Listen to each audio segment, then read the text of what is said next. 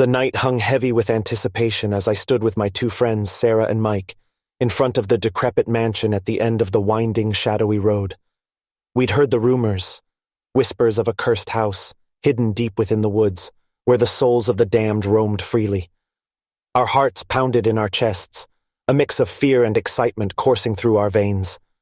The mansion, with its broken windows and sagging roof, seemed to leer at us, a sinister grin etched upon its stone facade. It had stood abandoned for as long as anyone could remember, and tonight, curiosity had finally led us to its foreboding doorstep. As we cautiously pushed open the creaking gate, it groaned in protest, as if warning us to turn back. But we pressed on, our flashlights cutting through the inky darkness like beams of courage. I couldn't help but think of the stories, the ones that claimed this house was a portal to another world, a realm where the restless spirits of those who had perished here sought revenge. Sarah glanced at me with a nervous smile. "You ready for this, Jake?" I swallowed hard, trying to muster my bravado. "Of course I am. We've come this far, haven't we?" Mike chuckled nervously. "Yeah, but let's not forget what we're here for."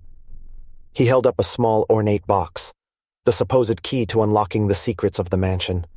It had been passed down through generations, an heirloom that had finally found its way into Mike's possession. With trembling hands, Mike inserted the key into the rusty lock and twisted it.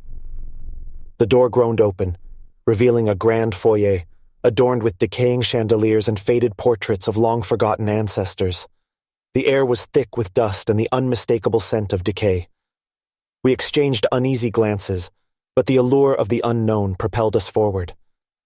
The mansion was said to be filled with hidden treasures, and we were determined to unearth its secrets. As we ventured deeper into the mansion, the oppressive silence was broken only by the echoing of our own footsteps. We explored room after room, each one more eerie than the last.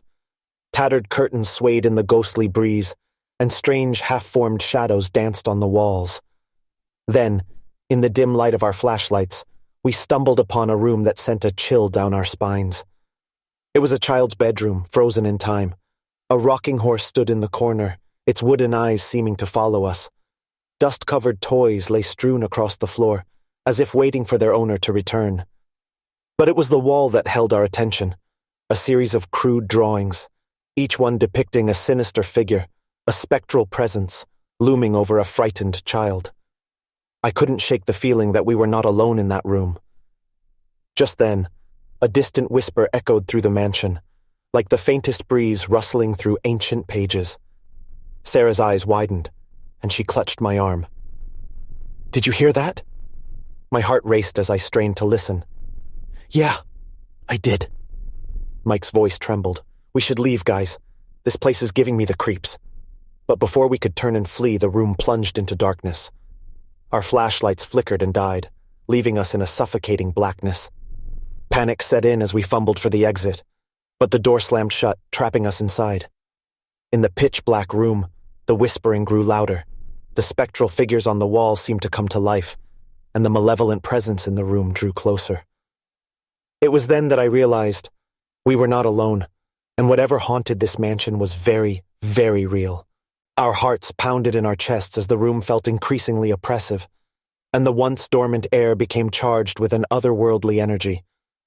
The chilling whispers seemed to emanate from all directions, taunting us with their eerie cadence. We were paralyzed with fear, unable to discern the source of the malevolent presence that encircled us. Desperation seized us, and I fumbled in my pocket for my phone. Its pale glow provided a faint glimmer of hope as I struggled to illuminate the room. Shadows danced wildly, casting eerie silhouettes on the walls. The drawings on the wall, once crude representations of spectral figures, now seemed to shift and writhe. Their sinister grins and malevolent eyes bore into our souls, and I could swear I heard the faint sound of ghostly laughter. Mike's voice quivered as he gasped, "What do we do, guys?" I tried to sound brave, though my own fear was palpable. "We need to find a way out, but we can't let them know we're scared. Stay close and keep your wits about you." We groped our way through the darkness, our hands brushing against the cold, decaying wallpaper as we searched for an escape route. But the room seemed to stretch and twist, the walls closing in around us, and the spectral figures moved closer with every passing moment. Then, from the darkest corner of the room, a ghostly figure materialized, a childlike specter, its eyes hollow and mournful. It extended an ethereal hand, reaching out to us as if pleading for help.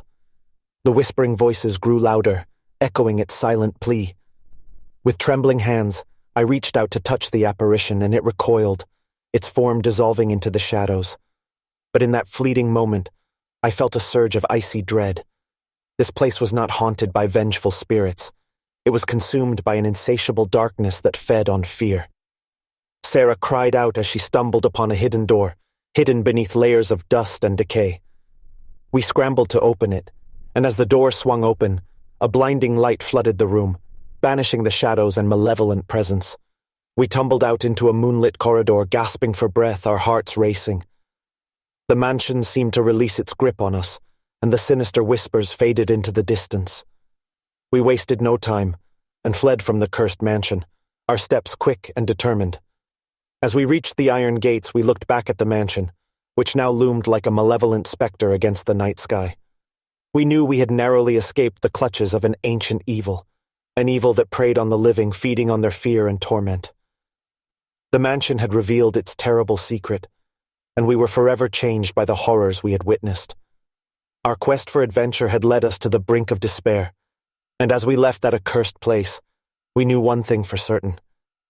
We would never speak of that night again, and the memories of the Malevolent Mansion would haunt our dreams for the rest of our lives. Thank you so much for listening. If you enjoyed this video, please give it a thumbs up and consider subscribing to my channel for more stories. Your support means the world to me, and it helps me create more great content for you. Until next time.